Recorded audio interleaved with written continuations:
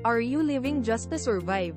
Isang araw may grupo ng mga alamid na nag-uusap-usap kung ano ba ang kakainin nila sa pananghalian.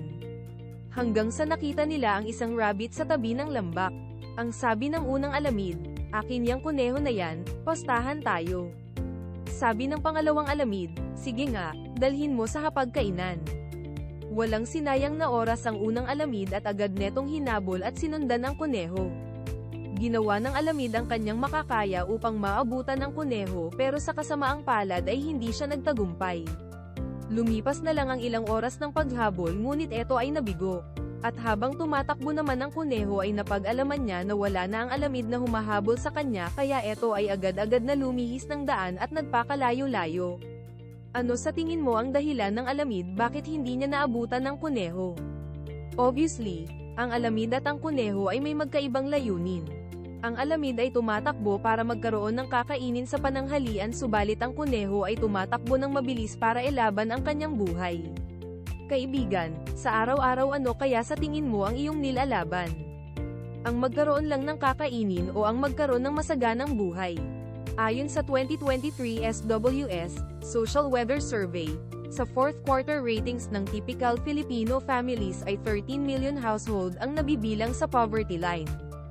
Ang mga pamilyang nabibilang dito ay sobrang nakaranas ng hirap, gutom at paghihikahos sa buhay.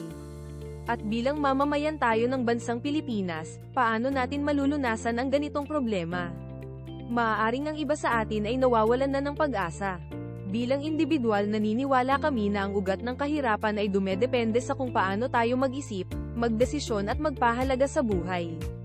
At para iangat ang ekonomiya ng ating bansa, kailangan natin magkaroon ng mga bagong ideas patungo sa ikauunlad ng bansa.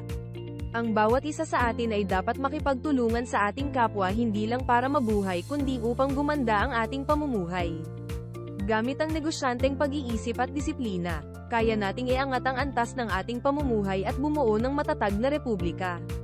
At ang pagbabagong yan ay kailangang magsimula sa bawat isa sa atin. Wika ni Albert Einstein, "The significant problems we face cannot be solved at the same level of thinking we were at when we created them." Kung nagustuhan mo ang excerpts of the day, paki-share na lang ang video sa iyong mga partners para marami pang matuto, makisaya at ma-enhance ang business strategy na magagamit sa pinapalaki nating mga negosyo. Huwag kalimutang tadyakan ang follow at subscribe button ng ating page o account, baka di mo na kami makita ulit. Suntukin mo na rin ang notification bell para isa ka sa pinakaunang makapanood ng mga motivational videos. See you on the other side.